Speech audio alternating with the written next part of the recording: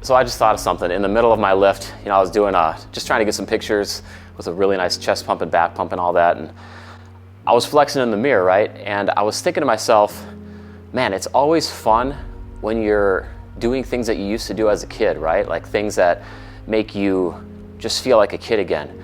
Going for a bike ride, going to the park, messing around on the playground equipment, flexing in the mirror, you know, as a guy. Like when you first started lifting and you started to, even if you didn't have any muscle, if you just started, like you did some lifting, you felt pumped, obviously you're gonna go home, you're gonna hit your bedroom, you're gonna flex in the mirror. And we all did that. But that's something that you do as a kid because you're excited to train. You just got your first workout in and you're flexing in the mirror, right? The thing about training is like it has this effect. It makes you feel young. You're physically active. You're pushing yourself. You're hyped up, feeling like an animal, like you're supposed to do work as a man. You're feeling that. It makes you feel young, rejuvenated, refreshed. And it just like allows you to have this feeling that you're a kid again.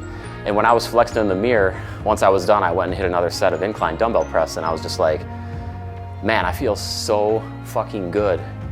And flexing in the mirror just made me feel like a kid. And it just hit me, you know, whenever you do things that you used to do as a kid, you just feel so good, and just lifting brings that out.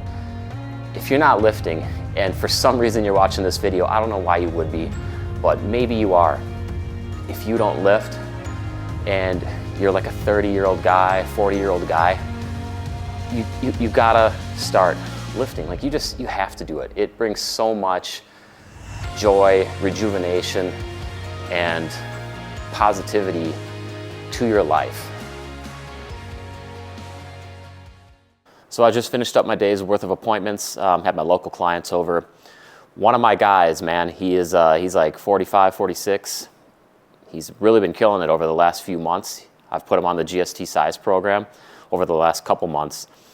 Today he told me that his wife is like kind of low-key wondering if he's on any kind of steroids, any kind of PEDs, something like that. He said she's not really that serious about it, but kind of joking here and there. So you could tell, like, you know, he's putting on the muscle, he's getting bigger, she's noticing. It's enough to say something. She's not serious about it, but it's in her mind. So that's just great. That's what I like to hear. That's what I like to see. That's one of the best comments for a natural guy to get, is accused of being on steroids. That's the best. It's happened to me in the past. It's happened to other clients that I've trained. I love it. You know, if that's happened to you, tell me about it. Give me a comment on that. But I'm about to hit this press day. I just popped my pre-workout.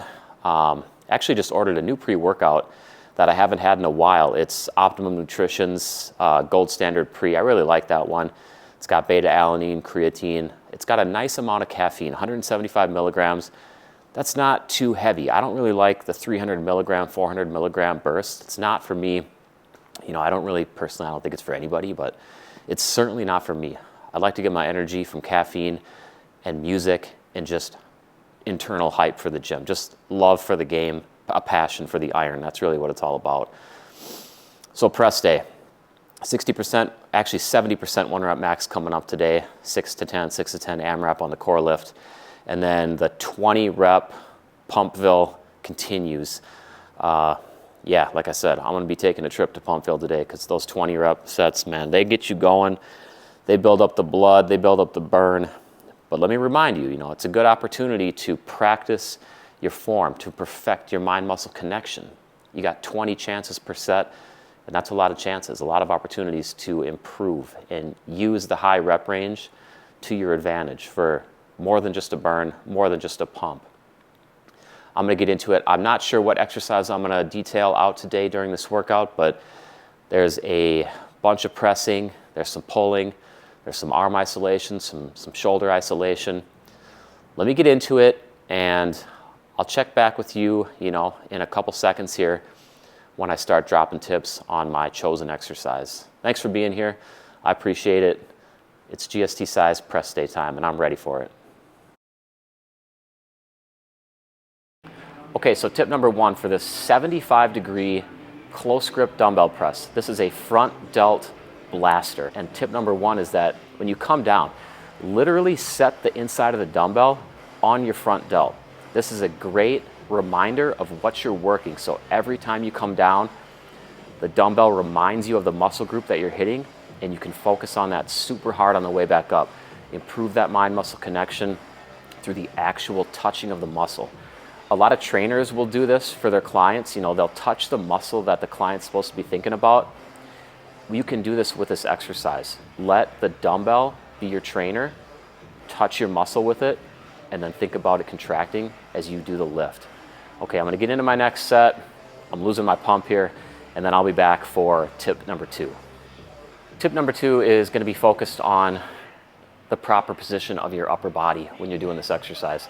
You wanna have some arch. I don't recommend that you have the middle of your back pinned against the bench, but I also don't recommend that you're trying to be a power lifter on the bench press either.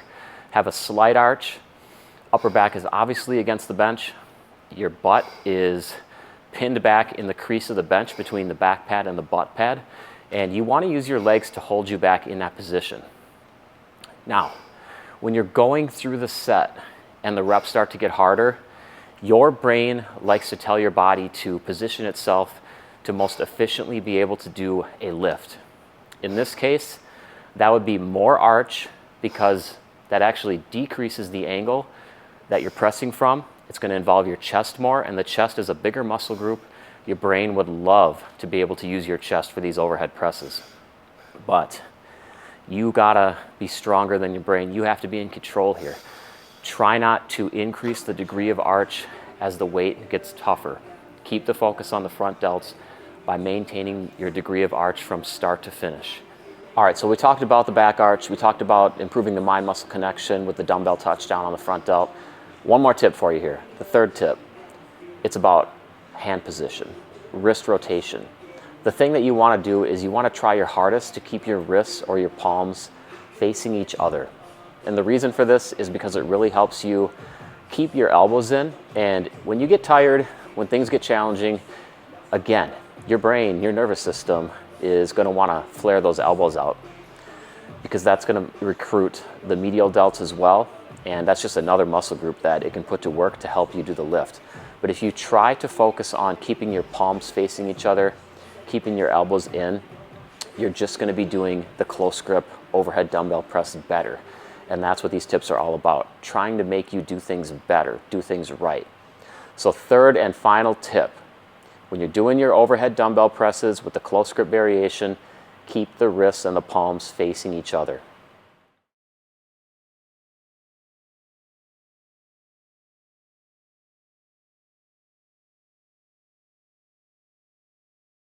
All right, so I want to come at you and give you some of these Romanian deadlift tips that are going to make you better at Romanian deadlifting.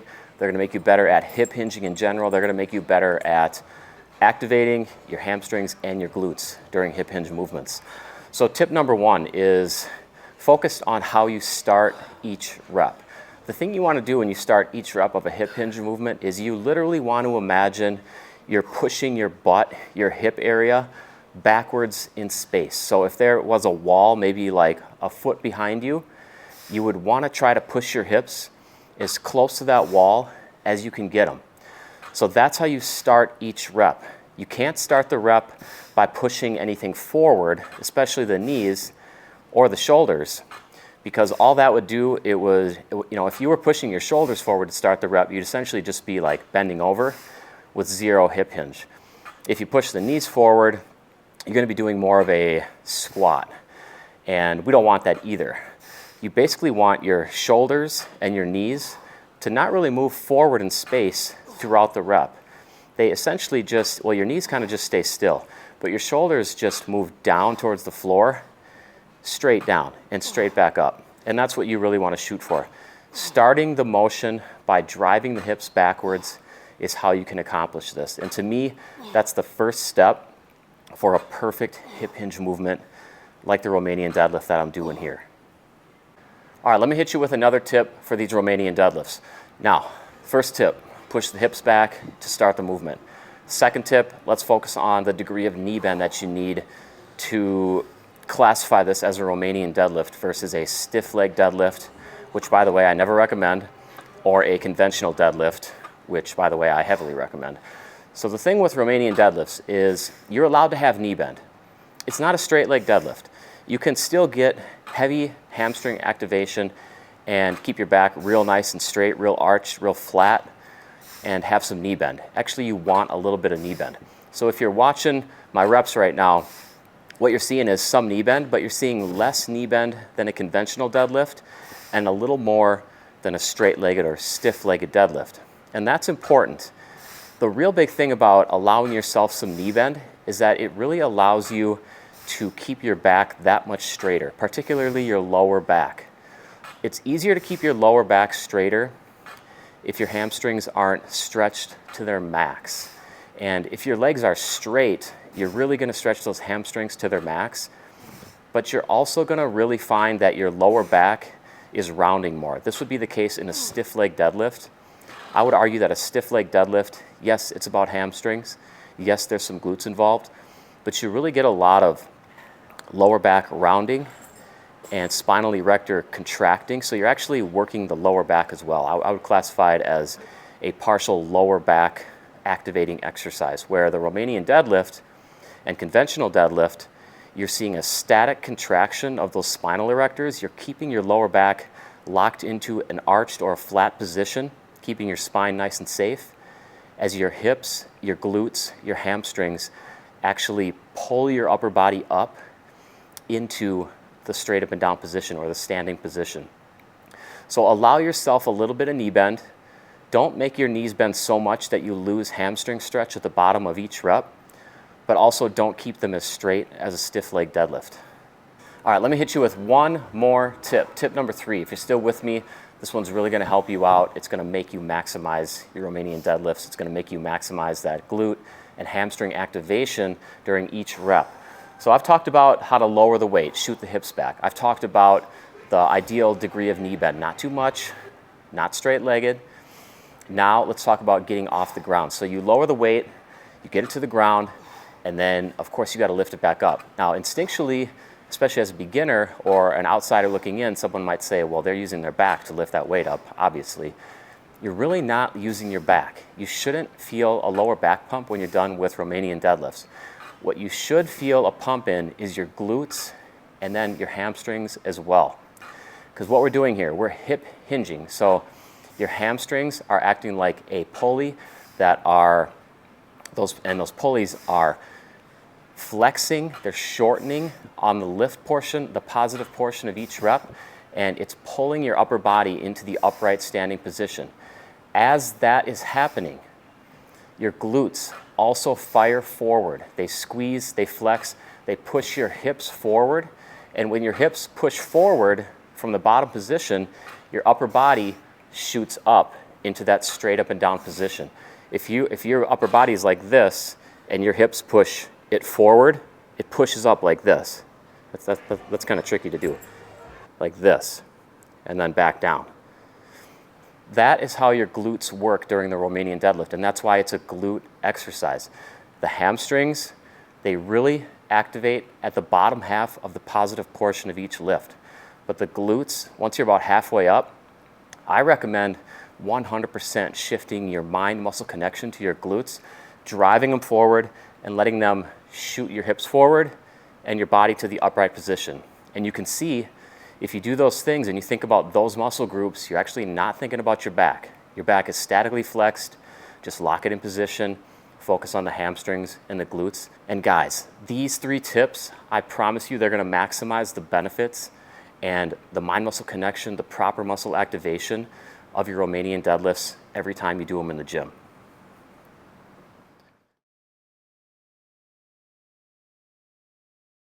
So before I go, I just figured I'd take you through this week's article that I wrote. So this is from my Training with Ryan, Learn, Lift, Grow Substack.